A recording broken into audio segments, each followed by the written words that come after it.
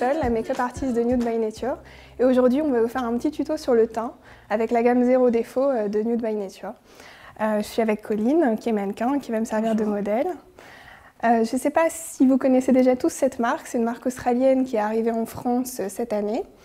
Là-bas, elle est déjà numéro 1 en maquillage naturel. Et c'est une gamme qui a des produits qui sont 100% naturels, donc il n'y a pas d'additifs, de silicone, de produits synthétiques, tout est vraiment naturel. Donc voilà, on va commencer par le primer. Donc ce primer, c'est une base qui est importante pour faire tenir le maquillage sur la durée. Donc c'est vraiment ça qui va permettre de faire tenir le teint toute la journée. Donc il y a aussi de l'extrait de papaye dans ce produit, ce qui fait que ça sent assez bon. Il y a aussi du thé vert qui va avoir des propriétés antioxydantes, anti-âge. Si vous avez des questions, n'hésitez pas à les poser en commentaire. Colline va me les lire et puis je serai ravie de vous y répondre. Donc voilà, ça c'est vraiment un produit qu'on va appliquer en transparence, en toute légèreté. Moi j'aime l'appliquer avec ce pince-ci, tout simplement parce qu'on a une couche assez fine et que c'est une manière plus légère d'appliquer ça. Si on en met trop, on peut avoir l'effet inverse. Il ne faut pas mettre une trop grosse couche non plus.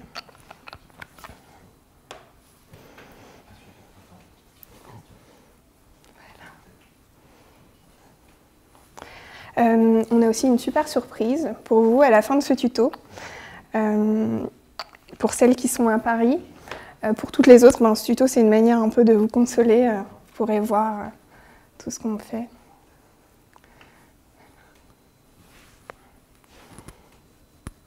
Voilà, donc le primer, je ne sais pas si vous voyez, mais ça permet déjà de donner un joli fini à la peau assez velouté. Mais ça reste transparent. Donc on va passer au fond de teint.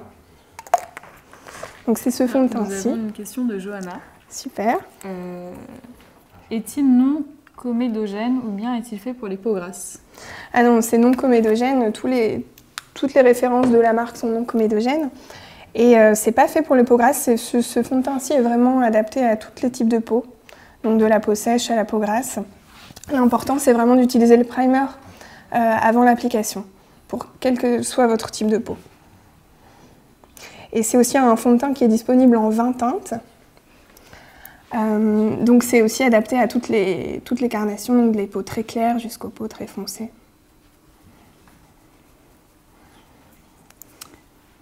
Nous avons une question de Colline.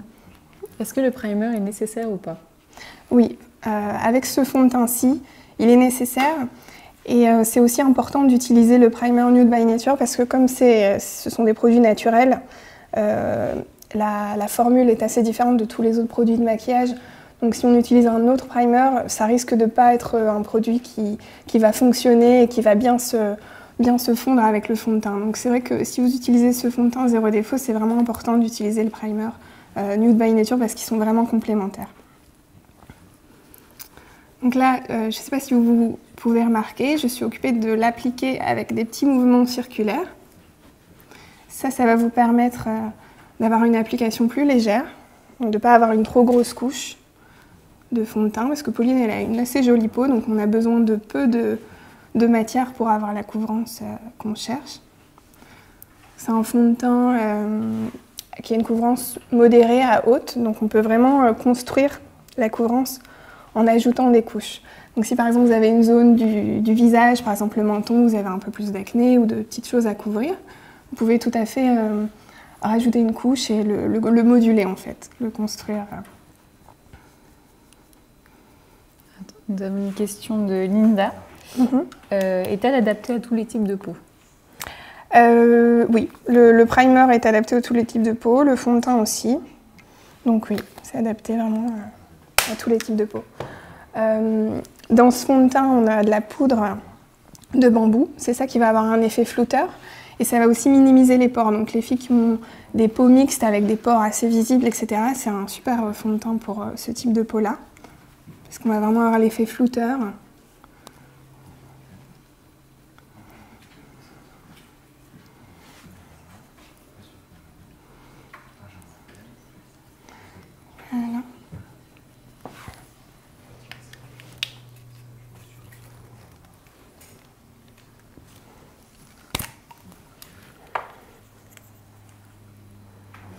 Voilà, donc je vais aussi utiliser ce fond de teint-ci.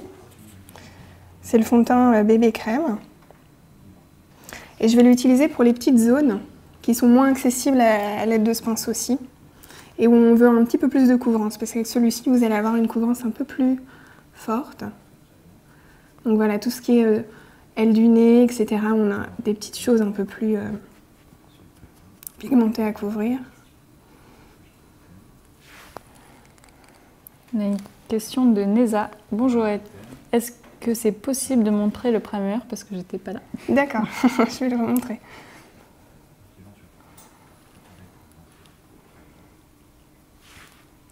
Voilà, je termine juste cette petite zone de la peau. Voilà. Ensuite, je vais utiliser le pinceau polissoir. Ça va permettre de flouter un peu les petites traces de fond de teint qu'on peut avoir quand on utilise un pinceau à fond de teint. En fait, on a parfois des petites lignes, des petites traces d'application. Donc le pinceau polissoir, ça va vraiment permettre de flouter, d'unifier et d'avoir un fini plus doux et plus naturel.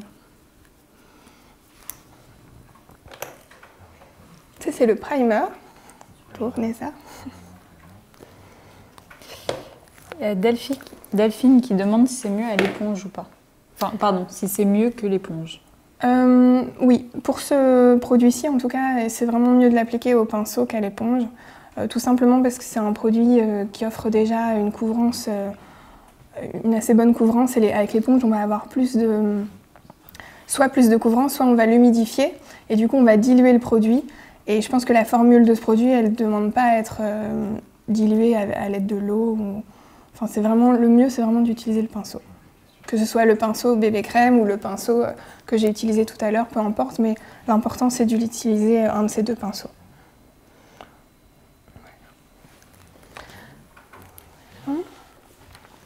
Ensuite, on va utiliser l'anti-cerne. Oui, donc pour le fond de teint zéro défaut, j'ai utilisé la teinte N3 pour Colline, parce qu'elle a une peau claire, mais pas trop claire non plus, elle a un petit hâle quand même, un petit peu bronzé. Je vais utiliser la teinte 3 aussi pour l'anti-cerne. Nous avons une question de Maureen. Couvre vraiment bien l'acné et comment l'appliquer au niveau de l'acné pour éviter le surplus? Oui, il couvre assez bien l'acné. Donc l'idéal, c'est d'attendre que la première couche qu'on a appliquée, elle est séchée. Et puis ensuite, elle est séchée après le temps de faire le reste du visage, ça aura séché de toute manière. Et puis d'appliquer une deuxième couche. Moi, je pense que je dirais d'appliquer avec ce pinceau-ci pour la première couche pour avoir déjà une bonne couvrance et éviter de devoir en mettre trop de couches finalement. Et puis ensuite, si ça demande encore un peu plus de couvrance, on peut rajouter une couche avec cet autre pinceau. Après, un des deux pinceaux suffira aussi, il faudrait juste peut-être en mettre 3. Et puis l'idéal aussi, c'est quand on a de l'acné, c'est de ne pas vouloir couvrir toute la zone avec de l'acné à l'aide du fond de teint, mais d'y aller par petites touches avec l'anti-cerne par exemple. L'anti-cerne, ça va être un très bon correcteur pour tout ce qui est défaut, donc que ce soit acné, autres taches, etc. Donc là, je vais appliquer l'anti-cerne. L'anti-cerne, c'est bien de l'appliquer directement sur la peau, tout simplement parce que la peau est chaude et en fait, ça va permettre de faire fondre directement le produit à l'aide de la chaleur de la peau. Donc là, je l'applique simplement et ensuite, je vais venir l'estomper avec le pinceau anti-cerne. Donc non seulement on l'estompe, mais on l'étire aussi. On va l'étirer en forme de triangle. On peut l'abaisser pour illuminer un peu cette zone du visage. C'est une partie qu'on a envie d'illuminer. Ça va défatiguer le regard. Et donc là, je l'étire.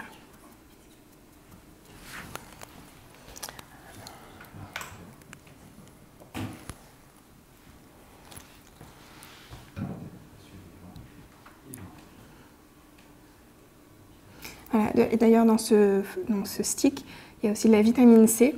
Je crois que c'est l'ingrédient au monde qui contient le plus de vitamine C. Ça vient de...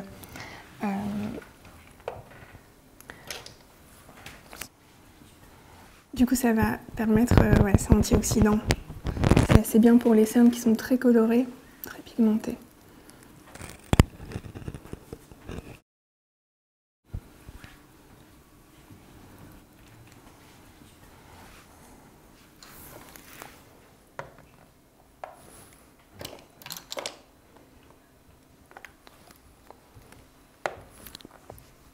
Plein de questions. Ensuite, je vais appliquer l'enlumineur. Donc voilà, ça c'est l'enlumineur. Ici, c'est la teinte champagne. C'est la teinte que j'utilise pour Colline parce qu'elle a la peau assez claire, mais il existe en 3 teintes. Pour toutes les carnations, encore une fois, il y a même 11 enlumineurs pour les peaux très foncées. Donc moi, j'aime appliquer ce produit en chauffant un peu le produit au bout de mes doigts et puis l'appliquer au doigt directement sur la pommette. Voilà. Nous avons une question de Caroline. Est-ce qu'on met l'anti-cerne avant ou après le fond de teint? Moi, je trouve qu'il faut le mettre après le fond de teint. Tout simplement parce qu'on va souvent choisir une teinte un peu plus claire pour l'anti-cerne, histoire d'illuminer. Et du coup, c'est plus logique finalement d'estomper l'anti-cerne qui est plus clair dans le teint qu'on vient de faire, plutôt que l'inverse. Et ensuite, l'anti-cerne, en général, on veut le poudrer pour le fixer et la poudre vient en dernier, donc c'est mieux de faire cette étape dans ce sens-là. Donc voilà, là, le fait de l'appliquer au doigt, en fait, ça va permettre d'enluminer en transparence, de ne pas avoir une grosse couche d'enlumineur. C'est un peu ce qu'on cherche à éviter, c'est d'avoir le produit qui fait un peu de creasing sur la peau. Donc là, on peut l'appliquer en forme de C, donc sur le haut de la pommette, et remonter vers le bas du sourcil. Donc vraiment ici, sous le sourcil. Voilà. Et vraiment pas hésiter à chauffer le produit dans sa main. Et ça, c'est un produit qu'on peut appliquer sur les pommettes, sur l'arrêt du nez, sur le petit arc de Cupidon ici pour ourler un peu la lèvre. Voilà. Et la surprise dont je vous parlais tout à l'heure, c'est que ce stick enlumineur est disponible au Nocibé Opéra. Il y a 50 de ces sticks qui sont disponibles là-bas sur simple visite et ça commence maintenant. Donc les 50 premières qui se rendront au Nocibé, boulevard Capucine, le Nocibé Opéra, pourront même choisir leur teinte parce qu'il y a les 3 teintes qui sont disponibles. Et donc il y a 50 exemplaires, voilà, c'est pour les premières arrivées.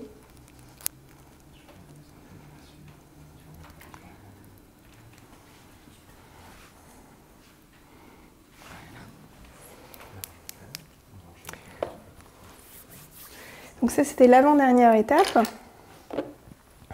Maintenant, on va appliquer la poudre translucide. Ça, c'est une poudre transparente.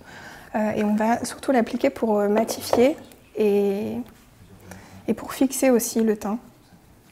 On l'applique avec ce pinceau. Juste une question de Hortense qui demande si la teinte de l'anti-cerne est-elle la même que celle du fond de teint. Oui, dans ce cas-ci, j'ai utilisé le 03 pour le fond de teint et pour l'anti-cerne, donc c'était la même teinte. Mais il faut savoir que si vous avez par exemple une teinte dans un produit de la gamme, ça ne veut pas dire que ce sera la teinte équivalente dans un autre produit, donc dans la poudre. Donc, en ce qui concerne ce produit-ci, il est un peu plus clair quand même que le fond de teint. Mais c'est exactement, j'ai utilisé la même teinte pour chacun des produits.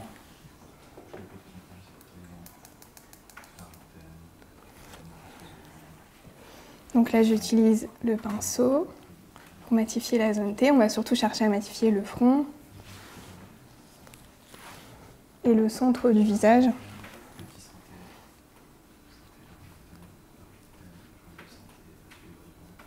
Voilà. Ensuite, je vais prendre un pinceau un peu plus petit pour unifier l'anti-cerne. Ça, c'est important, c'est vraiment une étape importante pour éviter que ça file un peu dans les petites ridules d'expression, etc., et que ça tienne vraiment bien toute la journée.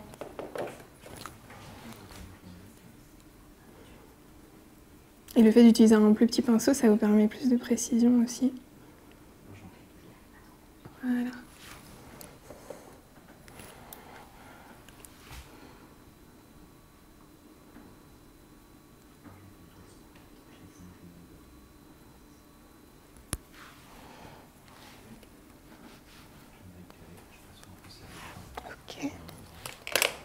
Donc voilà, il n'y a plus de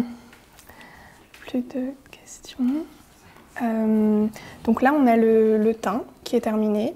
Ici, je vais peut-être ajouter un petit peu d'anti-cerne, parce qu'on a une petite Il y a Mélissa qui a une question. Oui. Pour la poudre, vaut mieux privilégier une translucide ou une poudre basique de la même teinte que le fond de teint? Tu peux répéter? Pour la poudre, vaut mieux privilégier une translucide ou une poudre basique de la même teinte que le fond de teint? Il vaut mieux privilégier une poudre translucide parce que le fond de teint est suffisant pour colorer la peau et ça risque vraiment de faire un, je sais pas comment expliquer, mais de faire quelque chose de pas très naturel. L'idéal, c'est vraiment d'utiliser une poudre translucide, à moins qu'on ait une peau très foncée. Pour les peaux black, par exemple, on va peut-être pas utiliser cette poudre-là parce qu'elle est quand même un peu claire. Et à ce moment-là, vous pouvez utiliser une poudre translucide qui correspond plus à votre carnation, mais sinon, en général, c'est mieux d'utiliser une poudre transparente.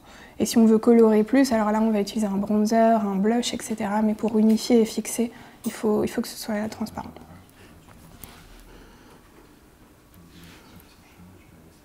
Voilà. Il y a Justine qui demande, en dehors de l'éthique, quel est l'avantage d'utiliser ces produits aux ingrédients naturels? Eh bien, en fait, en dehors de l'éthique, disons que tout ce qui est produit synthétique et pas naturel, enfin tout ce qui est silicone, etc., c'est pas bon pour votre peau, tout simplement. Donc, c'est vraiment des produits à éviter. D'ailleurs, chaque année, on a des nouveaux produits qui sont un peu blacklistés, interdits, et qui doivent être retirés des formulations de pas mal de produits, tout simplement parce que ça nous fait du mal au final. Et je pense que quand on porte du maquillage au quotidien, on n'a pas envie de faire du mal à sa peau finalement. Et puis en plus, la peau, c'est un organe qui laisse passer tout ce qu'on met dessus, donc ça peut aller dans tout le corps. Enfin, en tout cas, moi, je suis plus rassurée de savoir que j'utilise un produit qui n'utilise pas tout ça. Et en plus de ça, il y a aussi c'est tous des ingrédients qui sont bons pour la peau, donc ils vont avoir une action bénéfique. Et donc ça va soigner la peau. On a des ingrédients qui vont, par exemple, être antioxydants, anti-inflammatoires. Donc tout ce qui est pour l'acné, par exemple, c'est hyper important d'avoir ce genre d'anti-inflammatoire dans son maquillage pour éviter que justement le problème ne perdure. Parce que c'est bien de le couvrir, mais si ça reste, c'est pas génial. Et voilà, moi, je pense vraiment que c'est important quand même d'avoir des produits qui font du bien plutôt que l'inverse. Voilà, il n'y a plus de questions? Donc on va repasser tous les produits. Ouais. On va vous montrer tous les produits pour ceux qui n'ont pas eu le temps de voir. Donc on a commencé par le primer. Donc le primer, ça c'est ce qui sert vraiment à unifier, à faire une jolie peau assez veloutée avant de démarrer. Je ne sais pas si vous voyez là. Oui. Ensuite, on a appliqué le fond de teint zéro défaut. Donc ça, c'est vrai, un fond de teint qui a des propriétés adoucissantes, qui va flouter le teint, etc. Donc qui a vraiment une haute couvrance moyenne à haute. Donc voilà, pour ceux qui n'avaient pas vu. Ensuite, on a utilisé l'anti-cerne. Dans quelle teinte déjà celui-là? Ça, c'était dans la teinte 3 pour Colline. C'est une teinte qui correspond d'ailleurs à pas mal de monde parce que c'est une teinte à tonalité beige. Ensuite, on a utilisé l'enlumineur. Ça, c'est un stick enlumineur, c'est le champagne. Donc pour celles qui veulent aller au nocibé d'Opéra, toutes celles qui ont la peau claire, c'est vraiment la teinte champagne dont elles auront besoin. Ensuite, on a utilisé la poudre libre. Voilà. La poudre libre, donc ça, c'était pour unifier et aussi matifier et fixer le teint. Et puis on a utilisé toute une variété de pinceaux. Donc il y avait le pinceau polissoir, ça c'est vraiment ce qui va vous servir à éviter les petites traces que les autres pinceaux peuvent laisser.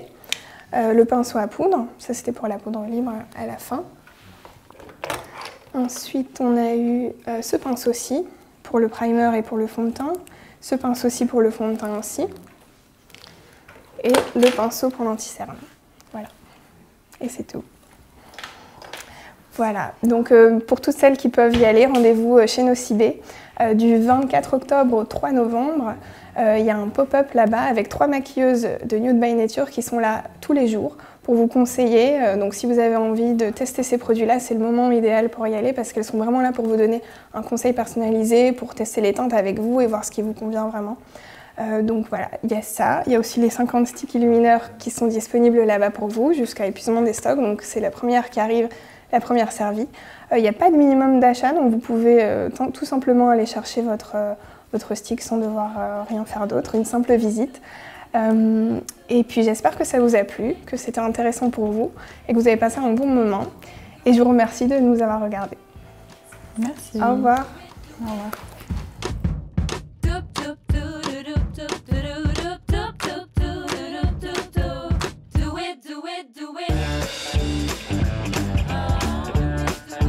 La beauté libérée.